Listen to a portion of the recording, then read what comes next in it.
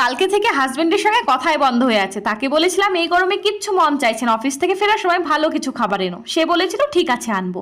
আমি ও রান্নাবান্না না করে তার অপেক্ষায় পেটে খিদে নিয়ে বসেই আছি। সে আসবে আর আমরা একসঙ্গে বসে খাবো। এদিকে রাত্রি 9:30 বেজে যাচ্ছে, সেও আসছে না। অপেক্ষায় থেকে থেকে দেখি 9:45 নাগাদ বেলের আওয়াজ। তাড়াহুড়ো করে গেট খুলতেই বড় একটা প্যাকেট সে আমার হাতে ধরিয়ে দেয়। কিচেনে গিয়ে প্যাকেট খুলে ঢালতে গিয়েই এ কি, এ তো কাঁচা মাছ, তুমি এত রাত্রে মাছ কেন এনেছো? সে বলে তুমিই তো বললে ভালো খাবার আনতে, তুমি তো মাছটাই বেশি ভালোবাসো, তাই নিয়ে এলাম।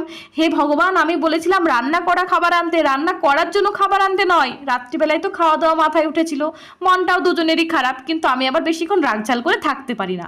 তাই ভাবলাম ও তো মাছের কাটলেট খেতে ভালোবাসে, ওটাই বানিয়ে ফেলি, ওরও মনটা ভালো হয়ে যাবে আর কথা বলার একটা সুযোগ পাওয়া যাবে।